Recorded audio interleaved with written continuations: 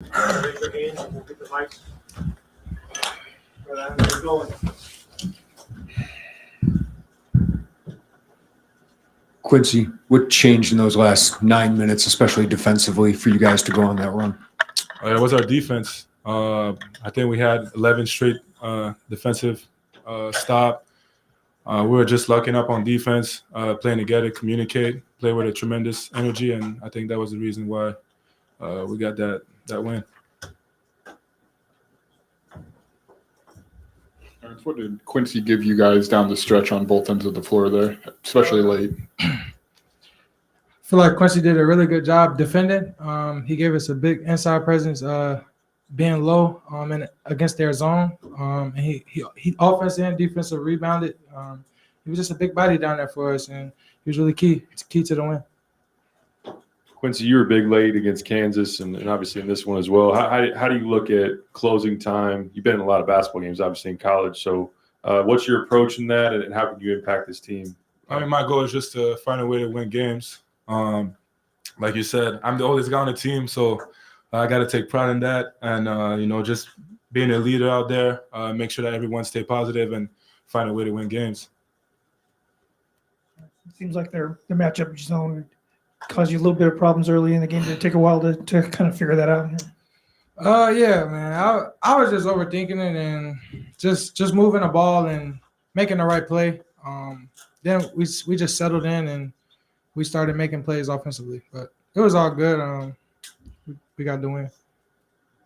You kind of just smothered, Golke for them. They should just. Yeah. And was he at the top of the scouting report? Was maybe not let him get the shots like you did? Yep.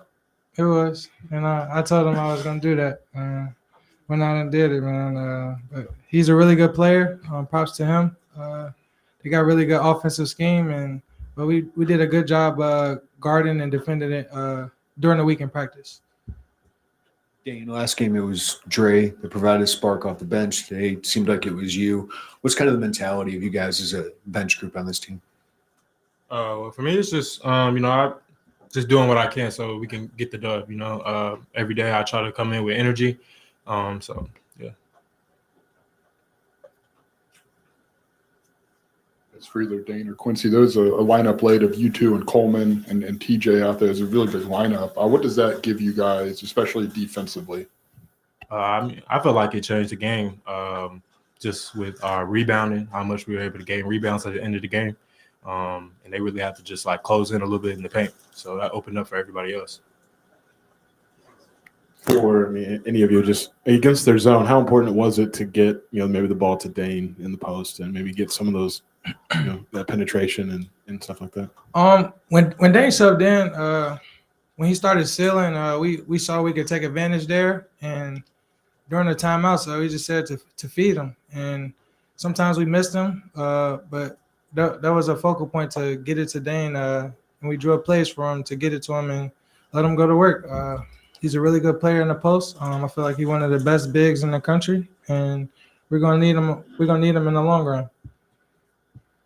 What have you guys learned in the 3 opportunities you've had? Obviously, 1 against a ranked team, 2 against a little lower level teams. What have you learned about yourself going into your biggest test of the regular season here? I mean, defensively is going to be a big key for us to win games. Like today, we were not shooting the ball well. Free throw percentage was terrible. So we had to find a way to win the game without making shots. So like I said, defensively is going to be a big key for us going forward in the season. That should be our identity, and we just got to keep working. It's for either Dane or Terrence. When your identity wants to be defense, what's that require mentally from you guys, from a mindset to keep that energy over the course of a full game and season? I mean, obviously, teams gonna score, but just being the same and sticking to our principles. Throughout the start of the game, I think it was 8-0, and we just stayed in there, locked in more, and figured out our mistakes. And throughout the game in the second half, we got 11 stops straight. So just sticking to our principles and being solid and staying true to what we do. I feel like that's gonna be really good for us. Terrence, I got to ask, do you have a T-shirt guy? Where are you finding all these?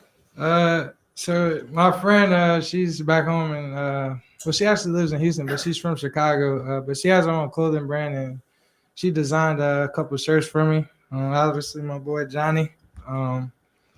We look like him today, actually. But yeah, she been Bianca. She's been a really real good helping me out with designs and stuff for the school. Yeah, I got some more coming up. It's a surprise, though. It's a surprise. Anything else for the guys? All right. Thank you.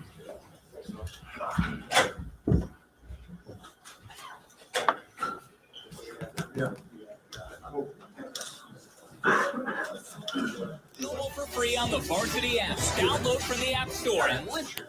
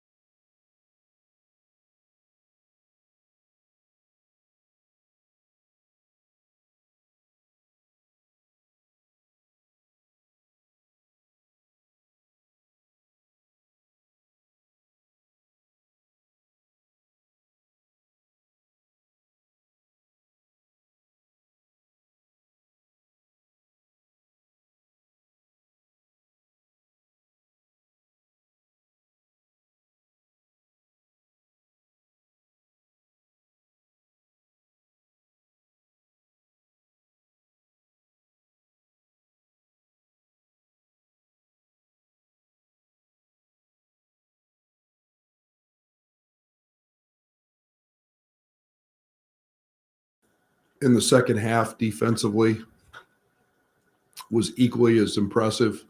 There's no doubt that Townsend is a terrific player. They're a team a little bit in the mindset of Penn State last year, in that they can really, really beat you from three, and yet probably their best player is Townsend. And so you have to pick your poison, what you want to do.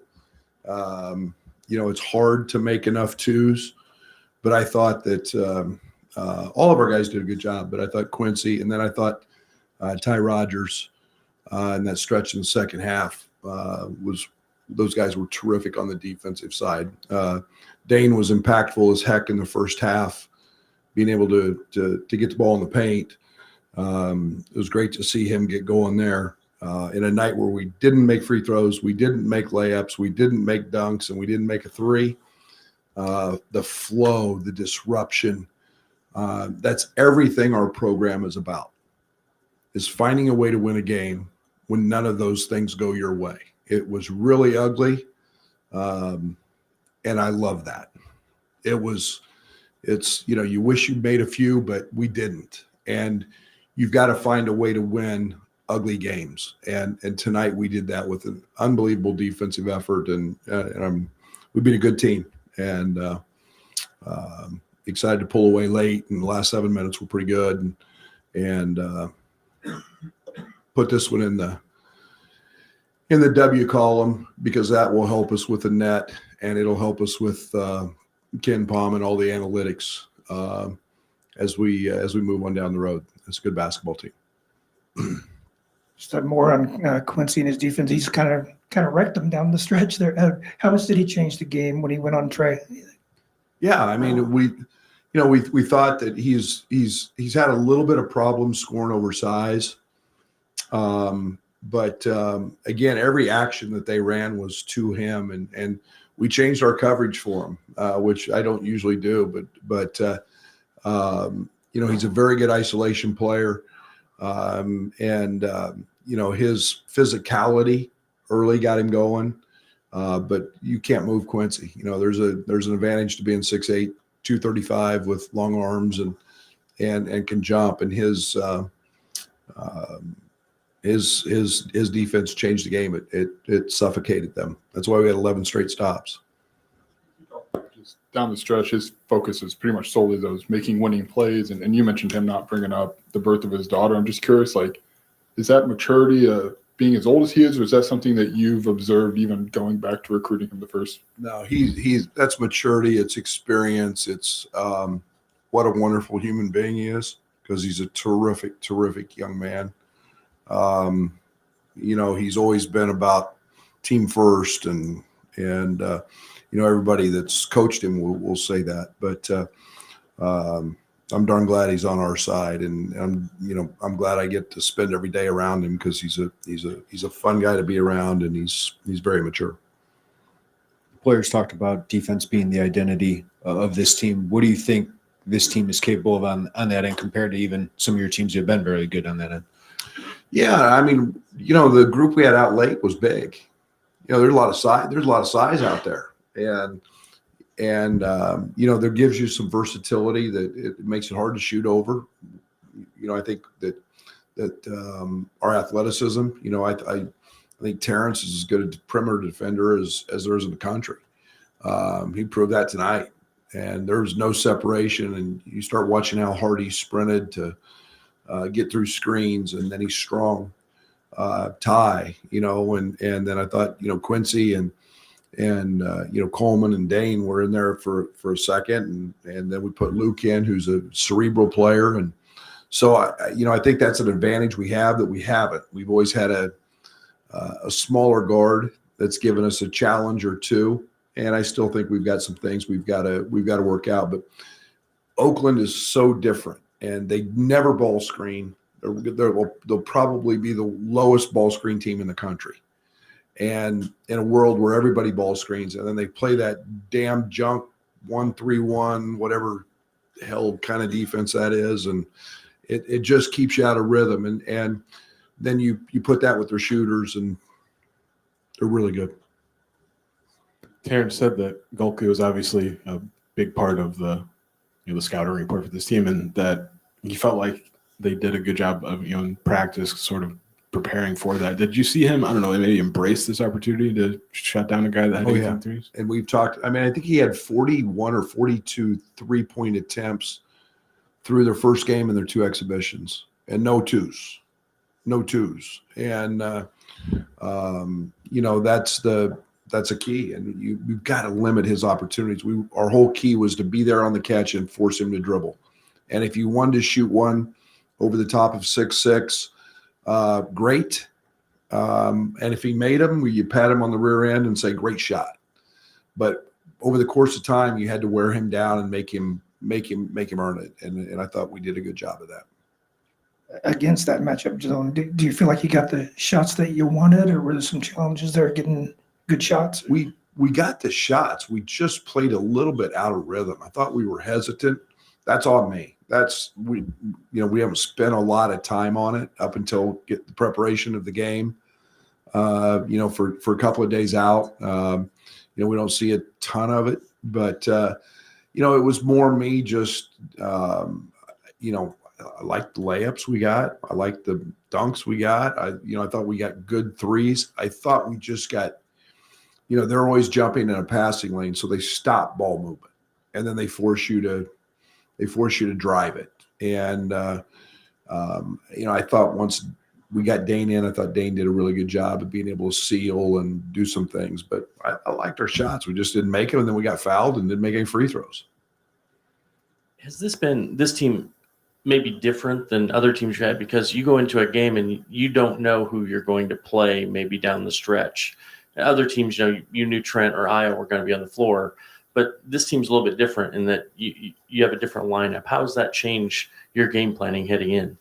Yeah, I mean, it's a really nice problem, to be very honest, because it's just kind of the hot hand and how you feel. We did the same thing against Kansas. We found a group we really liked in the Eastern game, and tonight it was for a different side of the court. We found 5 guys that worked, and probably would have left Dane in had he just not gotten tired. But it's a nice feel to know that there's solutions on the bench, and you're just going to find that right group, and so I feel really blessed to have that. Coach, what was your message to the team, obviously, after this gutsy win with Marquette coming in next week? Yeah, I was ecstatic. I mean, I haven't slept very good because of them, and we played these games for a reason. We have a few more coming up that are really considered mid-major programs, but that's an old team. That's a veteran team, and nobody likes playing Oakland. They have a hard time scheduling games. Nobody likes playing them, and so you're going to be in for a dogfight, and it's a different type of game because that you're going to see a zone and you're going to see great offense, and it's a great preparation game. So I'm happy that we won it really ugly. Because guess what? I won a couple NCAA tournament games, shooting 30%. Sometimes you just got to find a way. And we have to figure out a way to have resilience and toughness and not let bad offense or lack of offense affect our defense. And I thought we did that tonight. Brad, I know closing time, it seems like Quincy's really earning your trust in that, and probably what you envision getting a 24-year-old with that much experience is what you seen in him in those really key moments. Well, I think the other piece to that is he's really strong, he's really athletic, and he's versatile. And whether it was the 3 in the Kansas scrimmage that he hits from the corner, or a rip drive, or tonight and he hit a 3 tonight, but he did it in different ways. It was his defense tonight. It was a couple offensive rebounds. It was stepping up, making 2 free throws. It's just it's a smorgasbord of what he's doing. He's doing a little bit of everything, and that's experience and then really gifted physical tools. So you guys are 51% from the free throw line through 2 games. What do you think is Is there anything you can see, I guess, that's an issue there? Shit, I don't know. I mean, we practice them all the time, and it's a, geez, yeah, you got to step up and make them. I don't. It's not that we have bad shooters, and what did Terrence shoot last year? 80, 84, 85%. And I mean, he missed more free throws the other night, in the Eastern game than he's missed in a season. Man up, step up, and concentrate, and make them. And we can practice them all day, but till you put 16,000 in the stands and breathe a little harder, and we run them, we do a lot of ways, but we'll make them. I got all the confidence in the world that we'll make them. We did tonight down the stretch, and unfortunately, it's frustrating to run good stuff, get great shots, and then not make them in the first half. See you tomorrow at the stadium.